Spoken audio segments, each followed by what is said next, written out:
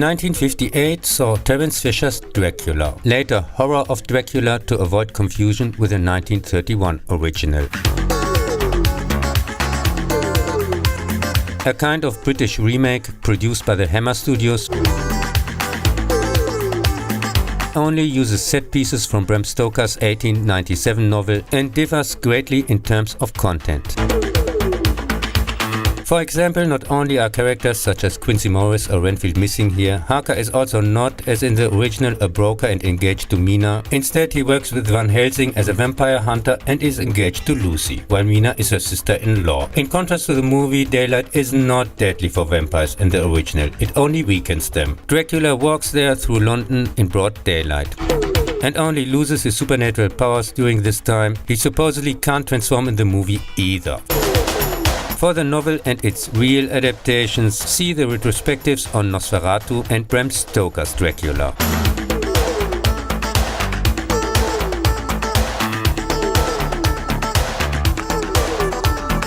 (1885), British vampire hunter Jonathan Harker unsuccessfully attempts to kill Count Dracula in his remote castle in Transylvania.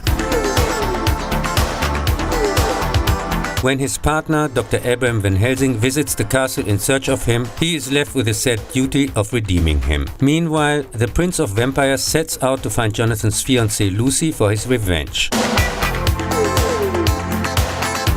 Van Helsing tries to warn her family of the danger, without going into the supernatural elements, as this would be dismissed as superstition. They don't take it seriously, his instructions are disregarded, and Lucy's health, thanks to Dracula, increasingly gets worse until she dies.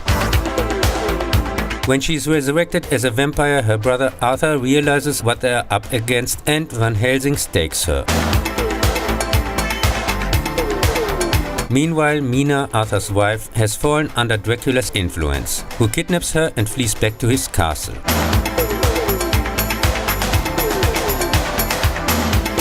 There he is tracked down by Van Helsing, who exposes him to the sunlight, where he eventually perishes. Every time I see you, no matter what we do. The successful movie is considered a classic, rightly received overwhelmingly positive feedback, grossed $3.5 million worldwide at costs of £81,000, which equaled $220,000, and also appeared in 1976 as a comic in the House of Hammer #1. There's a strange reaction. Can you feel it too?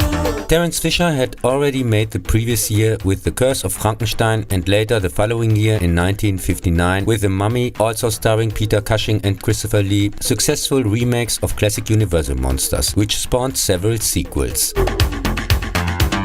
Also known as the Hammer films, the first major genre innovations since the horror movies of the 1930s, with their explicit depiction of gory details in color. Whereby the Dracula series, Fisher also shot the first 2 of the 8 sequels. From 1958 to 1974 with 9 movies, the Frankenstein series has 7 and the Mummy series 4 is in my opinion the best known. This also applies to the roles of Peter Cushing, he played Van Helsing, or Descendant 5 times, and Christopher Lee 7 times Dracula. However, Lee, born in 1922, who appeared in almost 300 movies before his death in 2015, criticized the countless deviations from the book at the time, which is why he also played him in 1970 and 8 times in Count Dracula, included in the Bram Stoker's Dracula retrospective. The absolutely exceptional actor, trained as an opera singer, among other things, he sang in various opera houses before his time as an actor, but later also other music genres. He's considered in 2012 at 90 as the oldest heavy metal singer in history, also in 2013 at 91 as the oldest living artist ever to place in the charts, was a big fan of the novel. Also highly intelligent, he spoke several languages including German, extremely well read, among other things he was considered a Lord of the Rings expert, and also happened to be the only member of Peter Jackson's cast for the 2001 adaptation who knew Tolkien personally.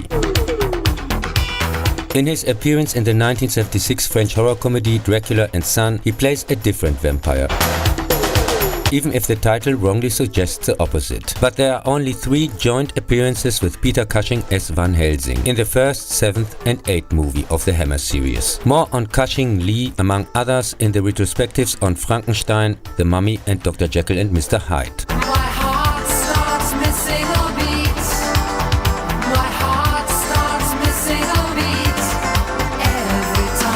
In The Brides of Dracula from 1960, teacher Marianne, on her way to Transylvania to take up her new job, unwittingly frees the vampire prince Baron Meinster, which directly kills his mother, who has kept him hidden to protect the public. Every time, if I didn't love you, I would look around for someone else. On her escape from the castle, she is found by Van Helsing, who takes her to her destination, a girls' boarding school, and follows her track back, where he takes care of the mother, who has already turned into a vampire. In the meantime, the Baron has created more vampires. But every time I see you, you have the same effect. And the attempt to confront him in an old mill ends with a bite wound for Van Helsing, which he cauterizes and neutralizes with holy water, with which he finally hunts down the vampire, causing the mill and his undead playmates to go up in flames. My heart starts missing a beat. My heart starts missing a beat. Every time. The rather entertaining £120,000 sequel without Dracula, he only appears in the title, but now with transformations, the Baron sometimes appears as a giant bat, also received mostly positive reviews. Every time. No reliable data is available on the box office, but it was apparently a financial success, also published in 1983 as a serialized comic in Halls of Horror 2728. Every time I hear your heartbeat next to me. 1966, Dracula, Prince of Darkness in Germany, Blood for Dracula, follows on from the events of the first part and begins with its final. What it means to be with you. 10 years later, two English brothers are with their wives on vacation in the Carpathian Mountains and enter, despite warnings, Dracula's castle,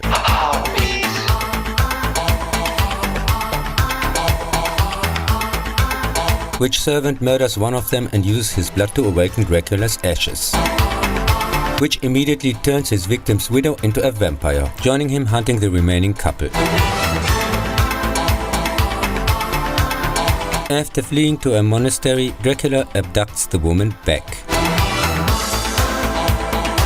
However, his pursuers manage to drown him in the icy waters of the castle moat. Although it was previously established that, similar to the novel, only flowing water is deadly to him. In the book it's called impassable, but who cares?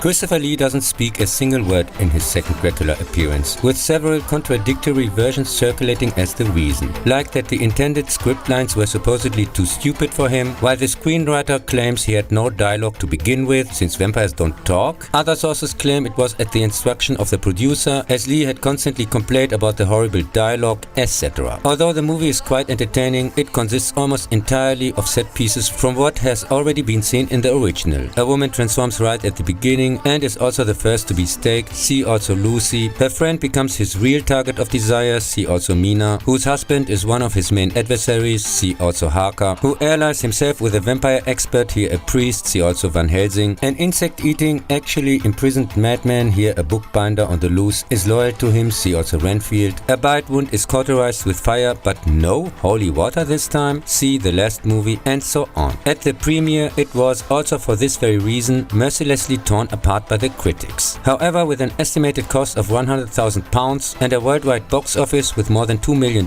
it was another financial success, and was also published in 1977 as comic in the House of Hammer number 6. Every time I see you, something happens to me, like a chain reaction between you and me. My heart starts missing a beat.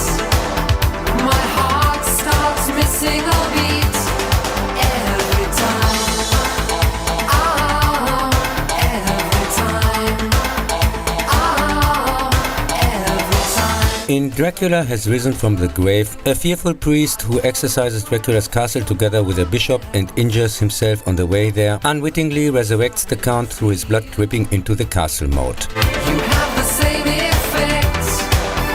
who now wants to take revenge on the unsuspecting Bishop Monsignor, who blocked his way into the castle with a cross by secretly making the village priest into his slave, who is supposed to help him to get hold of the bishop's niece Maria. She's in love with a young student Paul, but Monsignor does not think he's the right man for her because of his atheistic attitude. Nevertheless, he joins forces with him in the fight against Dracula before he dies as the result of an attack by the traitorous priest. When Paul allows himself to be led by the priest to Dracula's hiding place to stake him, the vampire pulls the stake out of his chest again because Paul, as an atheist, is of course incapable of sealing his deed with a prayer.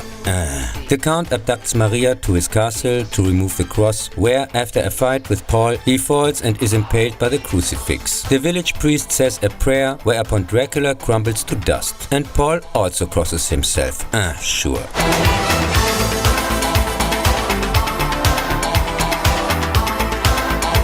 In this wishful thinking of religious nutcases, director Freddie Francis is this time walking in the shoes of the Terence Fisher, who broke his leg, therefore not available. And here, especially in the scenes with Dracula, displays an unusually colorful style, with color filters and such, and Dracula also talks. Once again, he pulls many things out of his coffin. Since when can you only reach Dracula's castle by rock climbing? So that he has any kind of story at all, which consists almost entirely of the character's idiotic behavior. Paul entrusts an important letter to a complete stranger, and nobody tells anyone anything, like the Monsignor that the priest attacked him, who Paul then drags directly to the victim, who then changes sides just in time for the final. Nothing can be found out about the cost and box office of this stupid nonsense. One unproven source claims that it was Hammer's biggest financial success, and the same applies to the reviews. According to some sources, they were excellent, but I have come across almost nothing but lukewarm reviews and rants. More on the Dracula Hammer series in the second part of this retrospective, since as an atheist I obviously can't defend myself against further vampire movie attacks.